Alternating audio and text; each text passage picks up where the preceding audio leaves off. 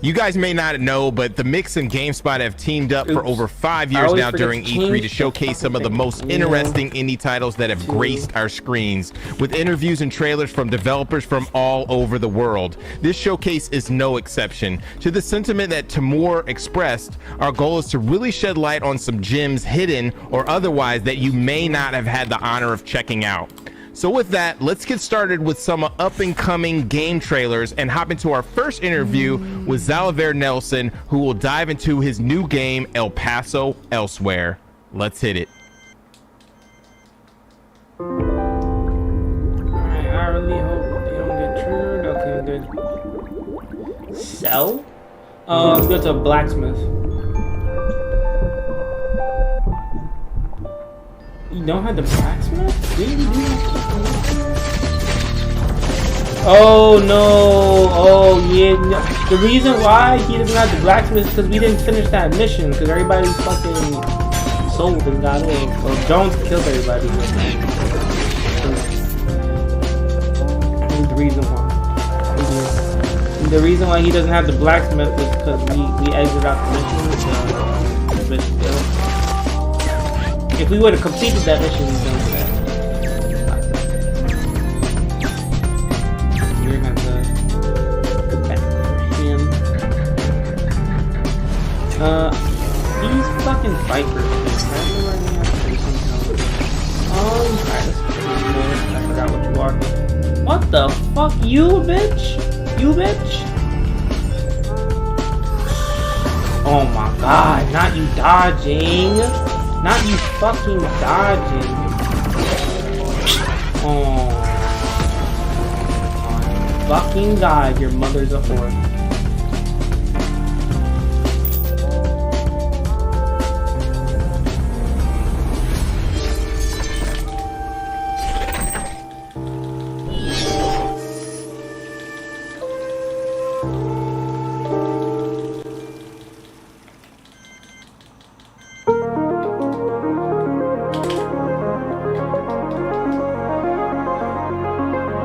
I hate the snakes. I hate the snake bitches. Because their attack pattern is so fucking weird.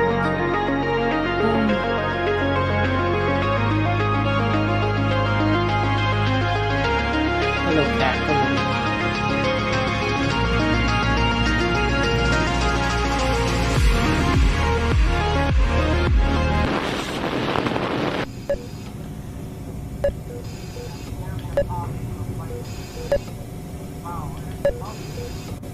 It's not impossible because I did it.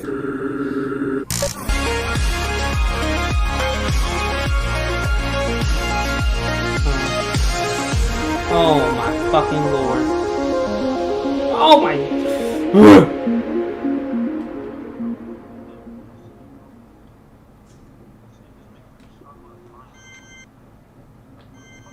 What is the most powerful drink around the world?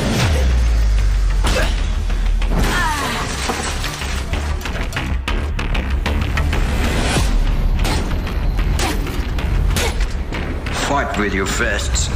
Enter your name in its maker.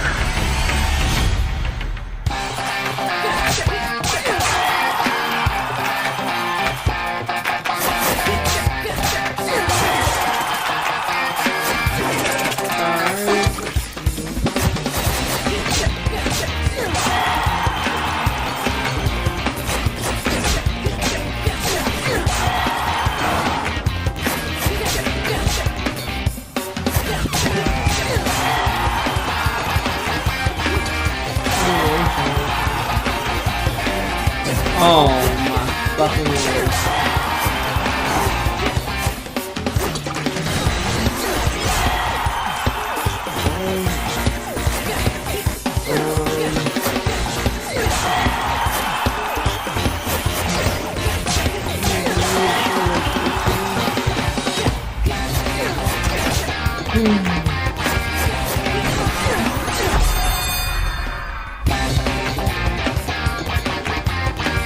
I'm pretty sure there's like more snakes statues somewhere. What is this? Here's the story about Billy, the quiet kid sailing at sea. One morning while fishing, the sky suddenly turns to gray, and all the colors fade away.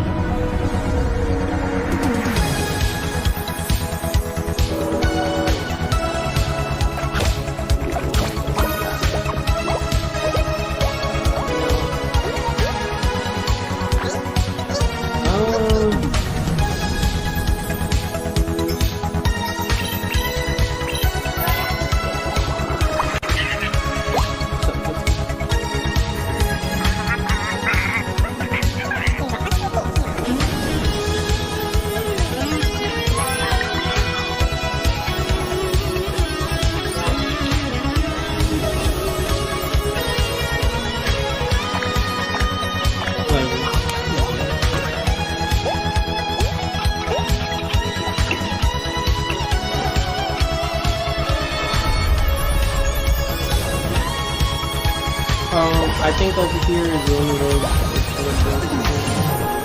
Rainbow Billy, the curse of the Leviathan. Oh god, alright.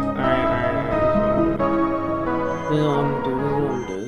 I'm in a 2-story motel in El Paso, Texas. I got this. Another 46 stories yesterday. All below ground. It's extremely haunted. And my ex is at the bottom. Dracula. Lord of the Vampires. She's waiting for me.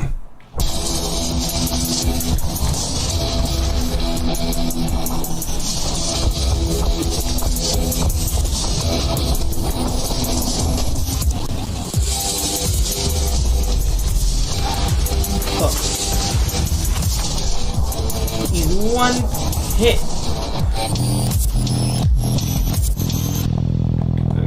Would you believe that this is a love story?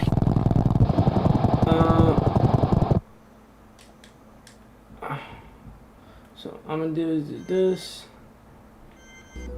I love a person who respects the classics, and we have Xalavier Nelson Jr., director on El Paso Elsewhere, rocking a Toe Jam and Earl t-shirt. How you doing, Xalavier? Tell us about your t-shirt. The developer of Toe Jam and Earl gave it to me. I had the fortunate medium. He was like, "Do you want a t-shirt?" I was like, "Absolutely." And I need to have my herbal one of the most treasured things that I put on my body. All right, Xalavier. We're not here to flex. We're here to talk about your new game, El Paso Elsewhere, which is itself a flex. Which is a huge flex. Like, I'm making a game and I've got a Toe Jam and Elsewhere t-shirt. Wow, living the great life. So you are from Strange Scaffold, a really cool little studio, and you've made a bunch of exciting games. But the one we're talking about today is El Paso Elsewhere, which it basically sold me on it the moment I read the description, which was supernatural neo-noir third-person shooter.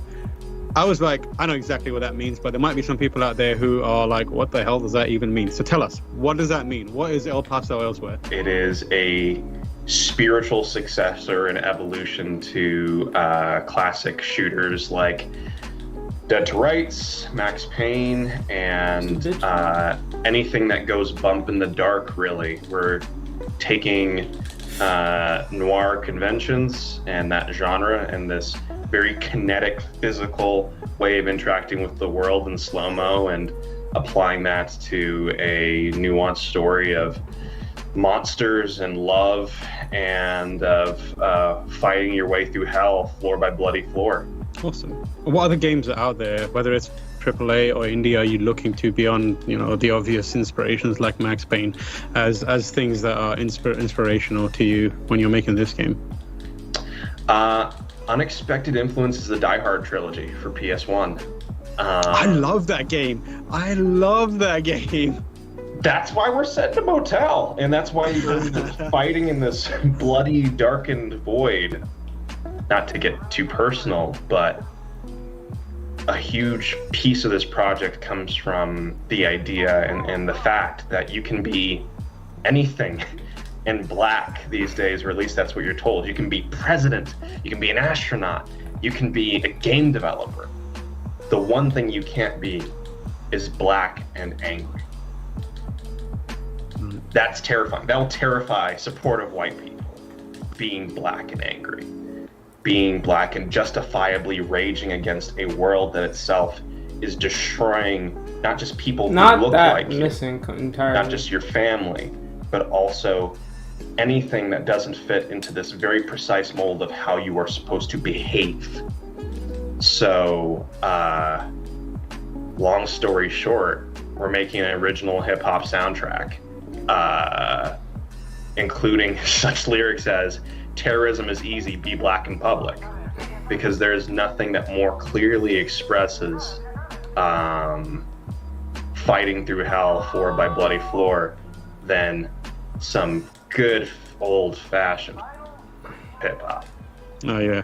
So I'm hoping that through the gameplay, through the narrative, and through our audio layers, we are delivering that same sense of freedom of expression and critically feeling badass, even if you're just sitting in your room in your underwear. Yeah, it's that playing feeling the game. It's that feeling of knowing you can be yourself and be okay. Because I remember having that same feeling where I was like, I don't have to keep up with pop music just to fit in. I can just listen to rap if that's the only thing I want to do. And I remember I had that kind of realization around the same time Until the End of Time came out, Tupac Shakur's kind of album, and I just blasted the shit out of that album, and it was one of the best like months of my life. I was just to say, so we're talking to people who don't understand that like a song like The Police isn't like, hey, we're going to jack up the police. It is an expression of, finally, now I can play everything else. I cannot do anything against this overwhelming fascist force. Yeah. But I can rap. And you're going to hear every amount of this justified fury and rage expressed through music. Zalavier, thank you so much for taking some time out of your day to talk to us about El Paso Elsewhere. Hopefully we get to see more of it very, very soon. You know, as a big fan of the classic Max Payne, I am definitely interested in Zalavier's team take on the genre. Next up, though, we have a developer that hails from the Philippines developing a tasty game for your senses. You know, every time I see a game that has to do with food in 4K, it makes me want to grab my phone and hit that DoorDash button to hop right in. But let's jump into some more trailers, and Tam will interview Chikon with Soup Pot in our next developer interview. Here is a world premiere.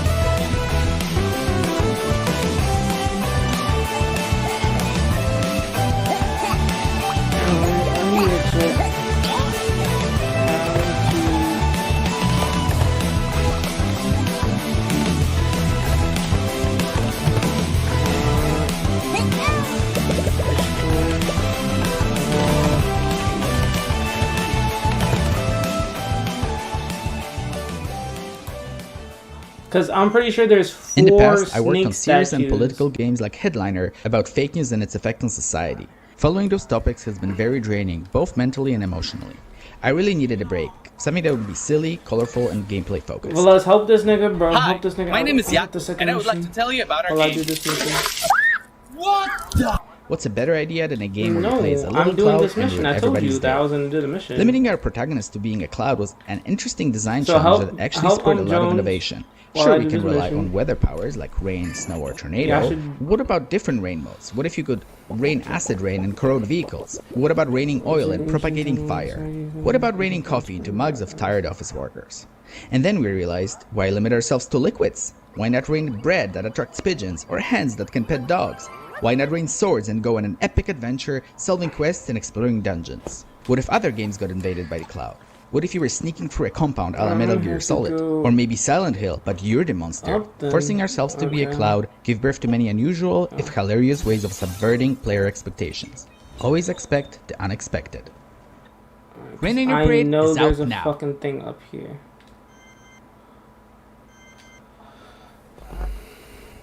I remember what I can. Sometimes it's difficult. But when I do remember, I remember everything. Okay, I believe. Yeah, okay, this is The colors, the sounds. Let me just. Oh, the words. Words are how I collect my memories. They are what tell me I'm still me.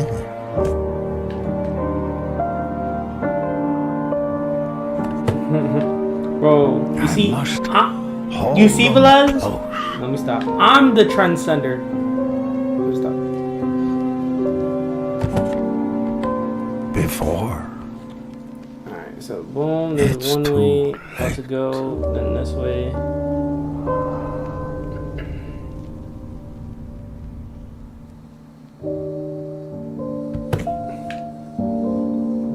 One of them is over here. I did this one already.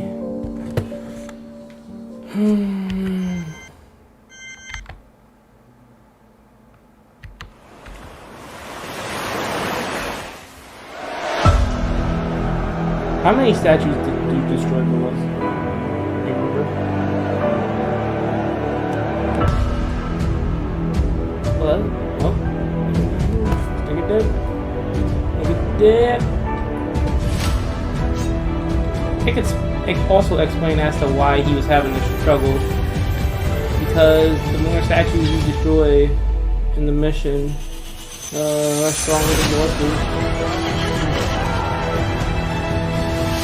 Pussy. I fucking see you. You're not fucking sweat, dude. I'll tell you this much.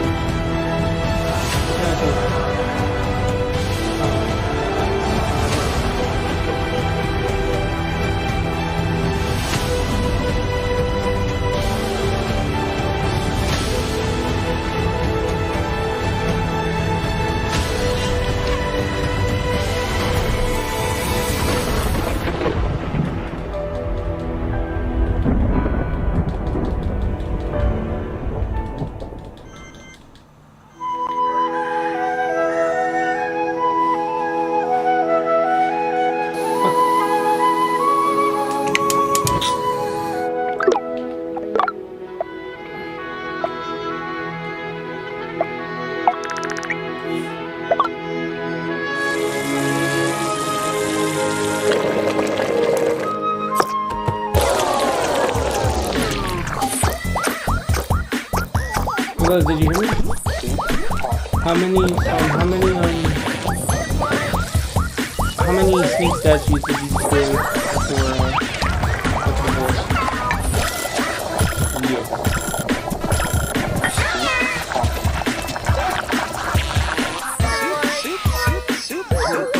There's 4 snake statues, and if you destroy all 4, the boss is way easier to beat. Cooking is a comforting outlet for a lot of people, and Filipino studio Chicon Club wants to give you the same warm and fuzzy feelings from their new game, Soup Pot. I'm joined by Gwen Foster, who has requested to be called Penguin Master, but is actually a technical director. How are you doing, Gwen? I'm doing great. Thank you for indulging me in that request. I like it. I'm always up for a bit of shenanigans, super appreciate you doing that. So my first question for you, Gwen, is tell us about your mom's a hoe. Your mom's a hoe. Your mom's a hoe. Your mom. Be interested in. So one of the things that the team itself really wanted to do. So originally it was just Trina and me, who is the art director of the game. We wanted a cooking game that's just really focused on cooking. So you have games that like Overcooked, but it's more of management of the kitchen, which is still super fun. You have games like Monster Hunter that feature cooking, but it's more animation. But there are very few games, Cooking Simulator is one of them, that are actually focused on cooking itself. So we wanted to recreate that, but the gist is that where we grew up, we actually don't do recipes. And so like it's more of like heart or feelings or the voices of your ancestors. What? And So we I wanted did to this have all for that no in the reason? game. What the fuck So is this, we bro? actually released a demo last year and people really liked it. So we made it a bigger game. It's a soup pot. Obviously, Soup Pot is coming from a team in Southeast Asia Yeah, where not a lot of over games here. come from, and that means that you have a distinct perspective. How much in terms of when you're creating the game are you thinking about, hey, this is an opportunity for us to not only put a real cool game out, but also educate people around the world about our culture? And I know I, for one, don't have a lot of exposure to Filipino food, and like now I see this not only as a game that I want to play, but also as an educational experience. How much do you keep that in mind?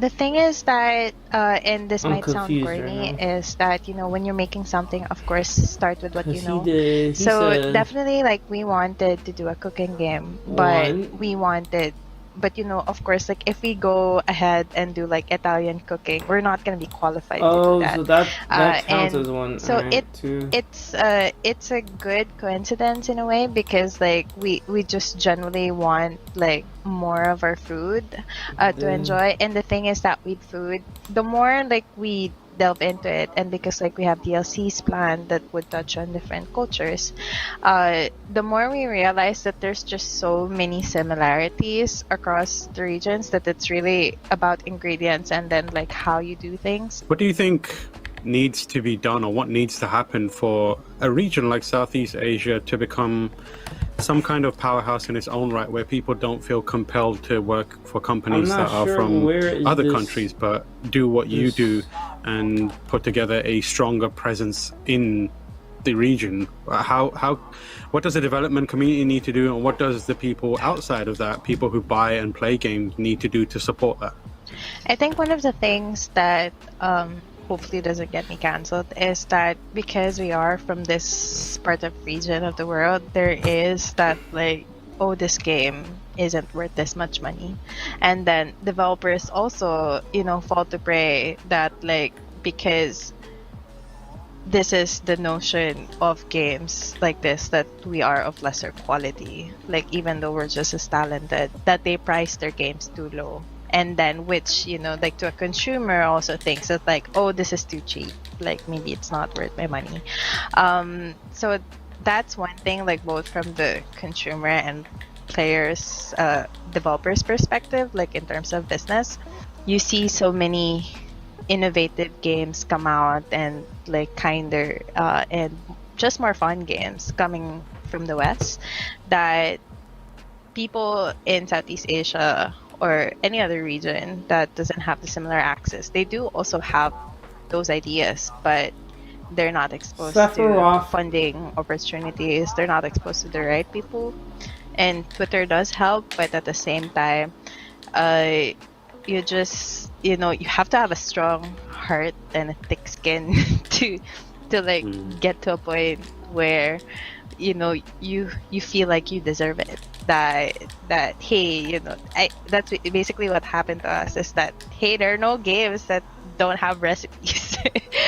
That literally, have a cooking game that has no recipes, or it's just like, hey, here are ingredients, do whatever you want. But yeah, I think that's mainly the thing, that the developers themselves have to feel like they deserve it, and at the same time they just have to make a really great game that hopefully, if luck falls on them, is something that everybody will get to love and enjoy to play. So yeah, there's opportunities to support developers in these regions, and it doesn't mean getting something that's alien to you. It means getting something that's fresh and unique, and in a lot of cases something that you already know, but coming from a new angle, which is always good. Thank you also, like this is super fun, and thank you for giving us this platform and giving us this opportunity. All hail the Penguin Master. Thank you.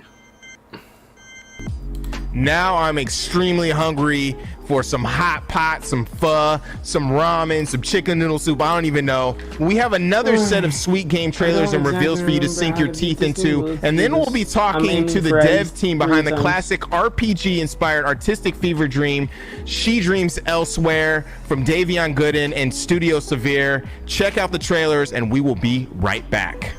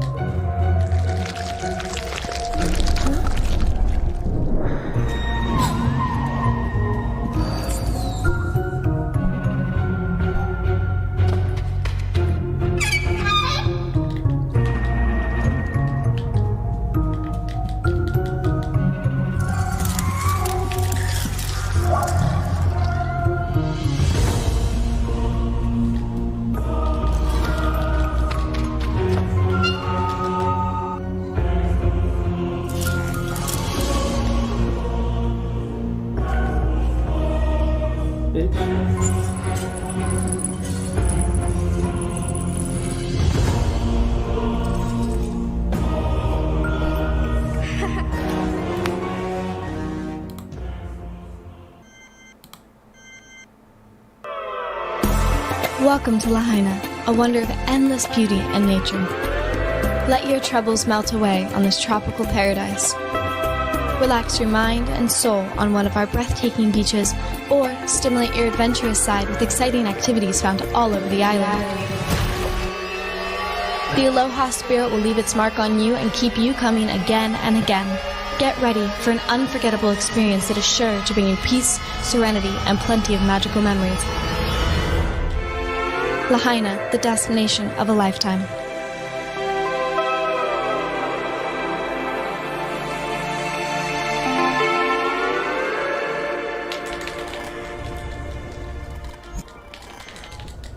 I will now gauge your interest in multiplayer by simulating a multiplayer experience. I am helping. We are doing this together.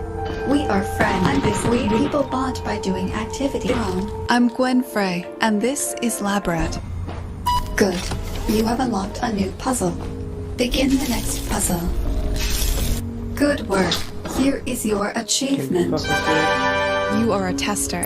Your job is to evaluate a puzzle game that is being crafted by this artificial intelligence. I am giving you control of your very own gun. Please be responsible. What? Like, I didn't block that. Unfortunately, the AI has gained access to more data than we anticipated, and it seems to be generating new games based on whatever it finds. The place where you live is dark and full of crimes. Alright, I'm about to reset. What are we going to do? Like, this nigga hit me a little one too many times for me. Guns. You have nothing on me. For updates on the game's progress, you can follow me on Twitter. And you can support us by wishlisting Labrat on Steam, or by signing up for the closed beta at labrat.study. Thank you. Ugh.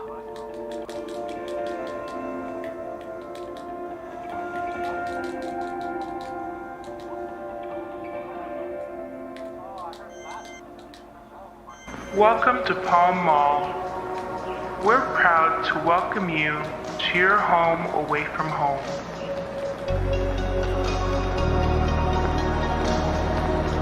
Grab some friends and head down to Watersons, where you can shop till you drop with the best deals in town. Visit the world-famous Paradise Cinema, featuring wall-to-wall screens and unparalleled sound, and have a blast with the whole family at Luna Dreamland, featuring our newest, most wildest attraction, the Hall of Mirrors. Our courteous staff is here to serve you at all times. After all, only the best for I only needed to hit him one time. So much variety, so much style. What are you waiting for? We can't wait for you to come visit us. Damn. Palm Mall. A place to relax. A place to explore. A place to dream.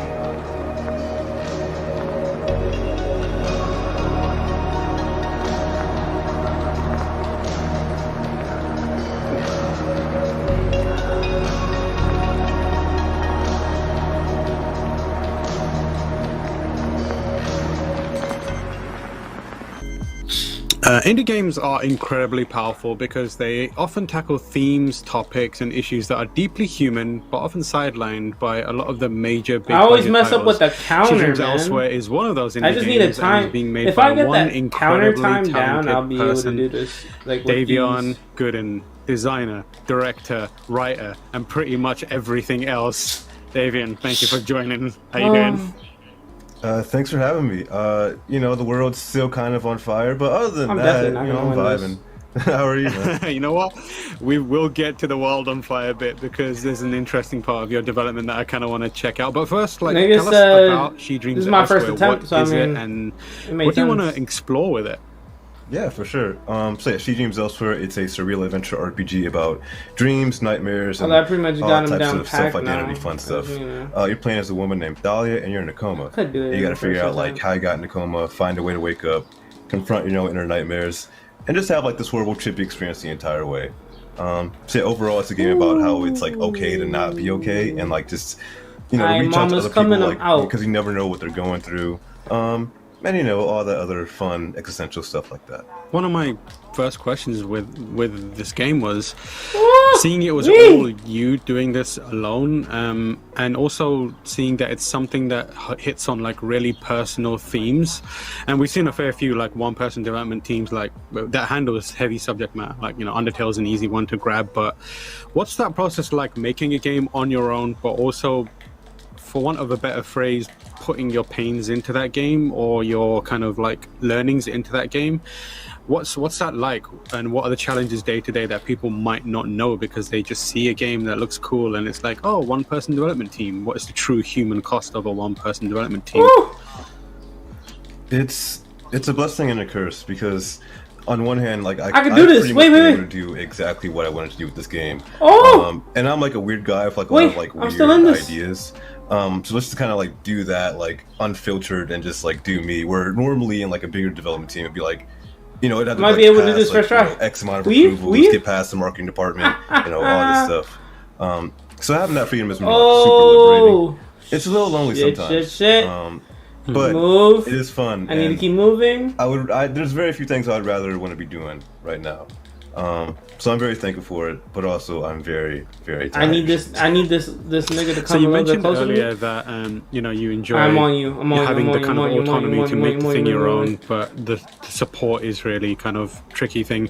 Do you think we're getting where the to fuck a stage is Mamas? where Mamas is over developing here. Mamas indie is over here. games Mamas is over here. is being supported by bigger Mamas publishers in a more meaningful way? We have the Xboxes going out there to find smaller developers I can't have that happening. Do you think that it's getting better, and how do you think it could improve? The games industry could improve and support creators with unique voices so that there's more. No! Damn it, bro! I can't get the timing right for that counter. From big platforms like Xbox, Sony, Nintendo, all these like other platforms that are just like actually reaching out for like opportunities and just like just stuff just to support what I'm doing. That's like dope, and I don't think you would have like seen that, especially for a game like this, like even like 5-10 years ago. So that's really a big step. With that being said, we still got a hell of a lot of work to do, and I think that really comes down to like who is like working in the industry, who are like the gatekeepers of like this industry, and like who is like funding these projects, who is like getting these like deals like signed. And it's a matter of like actually like going out and like actively doing the work and like reaching out to like a more like diverse like just creative squad, actually going out and like putting your money where your mouth is and like just funding like actual projects, like not even in like the tens of like thousands, but I'm talking like millions. Like why isn't there like a Carbon Knights fund that like Xbox has, which is like funding like AAA games like made by like diverse teams? I know it's like happening in the background, but like we could do a lot. Come on now.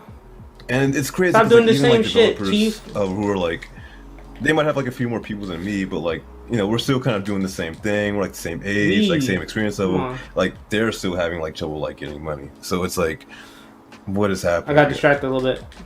I don't know. Yeah, video games are weird. There's definitely room for major publishers and platform holders being louder about doing it, because and giving people avenues about, you know, reaching out to put themselves forward, because I feel like, yeah, it's happening in the background, but it shouldn't be in the background. It should be in the foreground, so that people who may have these ambitions know that there is a path there, right? There's like almost like there's gatekeeping by not talking about it enough. Right. And we should be in a industry that is open about it and welcomes it. But yeah, I hope that we get to a stage where that is possible, and hopefully games like She Dreams Elsewhere does kind of help push that kind of path forward. Davion, no, thank you so much for fuck, taking the time man. out of your incredibly busy day. I'm not gonna try to counter anymore. Davion's development journey with She Dreams Elsewhere is really fascinating. He was a part of the Mix's Black Voice in Gaming freshman class, which was super awesome. I'm looking forward to the release. Next up, we have another set of trailers, and Tam will be heating it up with another spicy interview with Spanish developer Severio and co-founder of Troglobites, who will share his team's game, Ito no Yami Blind Fate. Let's get it.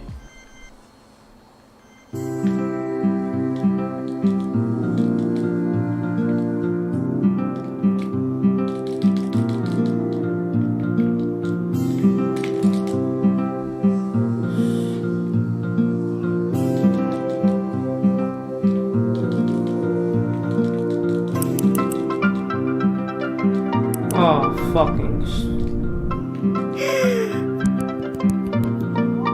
reset my defense.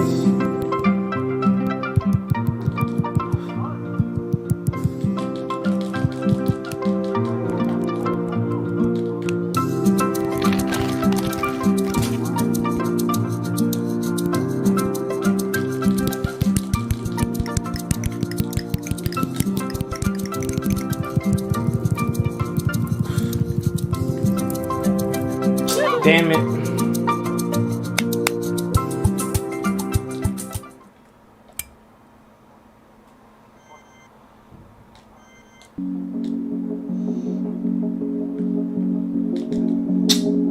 I need to start dodging, man.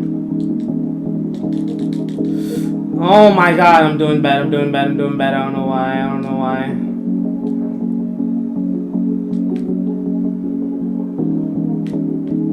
Right now.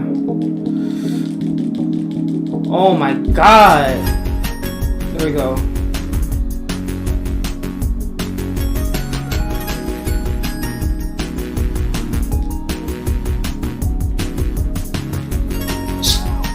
Of course. I'm getting hit by everything now from some reason. Okay, what is going on right now? Alright, you know what? I think I'm gonna go real Kai form. Yeah, because I'm doing godly in the first shit, and then, like, for some reason,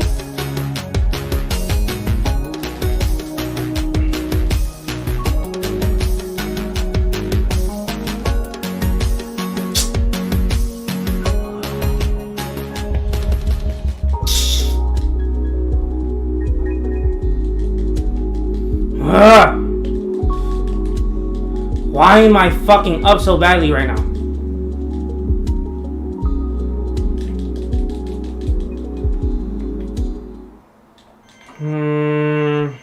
Chinatown Detective Agency. Where do I even start? Well, it's a vibrant, neon-lit point-and-click adventure game set in a future Singapore in the year 2032. Oh my god, this thing comes out of nowhere. I'm gonna get fucked in the ass, films, bro. Comics, and novels. But damn, I was cooking him the first. I don't know what the fuck I'm doing now. The classic Where in the World is Carmen Sandiego games of the late 80s and 90s. And these were the games that inspired Chinatown's most important gameplay mechanic, real research. As you play the role of Amira Dharma, an ex-cop and Interpol officer, those encounter snake cases shits with run puzzles away that from will you require too. you to literally look beyond the game for answers. That's right. You're going to have to consult Google to find the answers to the puzzles that cover a range of topics in history, art, science, and cryptography. These cases will also see you traveling the world to exotic locations. I didn't count. No, I didn't down a fucking person. counter. You gotta be fucking In kidding me, essence, bro. it's There's a no game way that I didn't asks counter you that to be shit. a real detective. We hope you'll join Amira as she unravels conspiracies and infiltrates criminal syndicates amid a backdrop of a chaotic world hanging on by a thread. You're literally so Chinatown low. Detective You're Agency literally comes so out close. I later have this you. year on PC, You're almost dead. Like, via Steam, and a few other storefronts, and on Nintendo Switch. no! Oh my god, that would have killed me.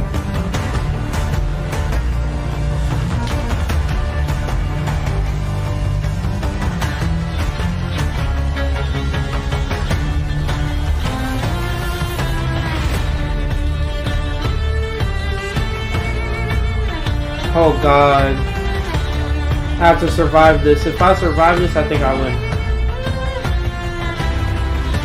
That means I gotta pay attention to this phase. Basically, I just gotta dodge everything in their fucking grandmother.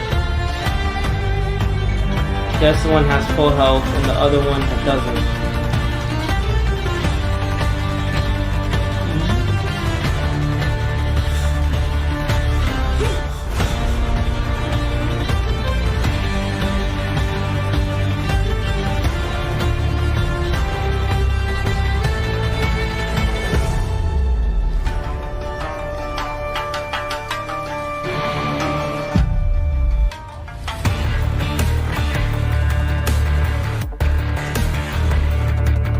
Thank you.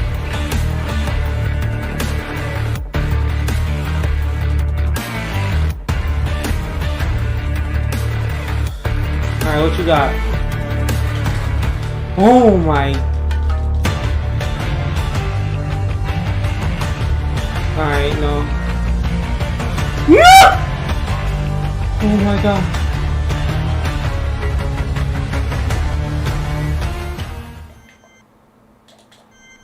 It is my great pleasure to be joined I am by one hit. If he CEO hits me Truckler one Games, time, it's Saverio over. Caprioso. Can We're I gonna be fucking talking do about this? Blind Fate Edo no Yami, a super exciting anime-inspired action game that I love the look of. Saverio, how are you doing today? Hi, Tamor. I'm fine. Hello, everybody.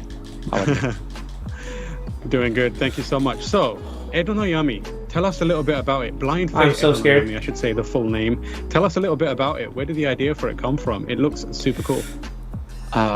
Yes, thank you. The idea of the game comes, of course, by something innovative that we want to apply in the world of the video games. Basically, the main character not is this blind, phase again. So you cannot see the I'm environment scared. at the same time. I'm so also scared. a cyborg, meaning that He's literally one hit. I'm gonna be so mad if I fucking lose this, bro. Use the help of this data and of the sensors, you can perceive the environment, so you can navigate through the level. And we thought that this Can I get a break? Can I get a break? Can I get a break? It's a really cool idea, and will be welcomed by the public. Yeah, that's a really cool intersection of two kind of concepts. How does it actually manifest in the video game? You talked about the character being blind and then receiving data. Can you break it down a little more so people who might not understand how that comes together can kind of get a grasp of how the game plays? Yes. No, I'm hit with the fucking thing. He receives data in his brain about the environment. Okay, so he sees the environment like, let's say, oh my god, oh my Google god. Map. Yes, So yes, you see yes. everything. Alright, it's this phase. Those data are old. They are from the past because it was an apocalypse. Due to the narrative, there was an apocalypse. So If now, only I was confident enough to the fucking- environment has changed after so many years. So yes, you can trust the data. It's that over! you have, but you cannot trust totally because there is a bridge, and then this No, bridge no, just it's not over. collapses. I missed my Does fucking not, hits. Does no longer exist. So you have to retrieve new data, and guess where's those new data? I won! Let's So you have to go. kill key enemies. I fucking won. But let's look. They are Second machines, attempt. They have eyes. They record everything. And you have to steal the data from the enemies, so you can see the world how actually it looks like. So one thing I really love the look of is the action. Can you talk a bit about the inspirations and where you kind of are looking to in terms of other games or other forms of media in putting together the action at the core of Edo no Yami? Yes, I mean, we took inspiration both from movies actually and games. I mean, a movie about a blind samurai is Zatoichi. Oh, Steven, I even see and Blind you, Fury, Steven. if you remember those movies. And okay, the settings, the futuristic settings. Oh my let's god! say, Alright, this is a good place recalls to a end bit, things let's say, off just on to say the Strider. Clap the And walls, other games like the Ninja Gaiden and other games that we loved when in our childhood. Things here. So of course we mix together. Isolator with the Nioh 2 cooking and sensors bosses. and smell and that Peace kind of out. stuff. It sounded really fascinating when I was learning about it. Can you tell me about it?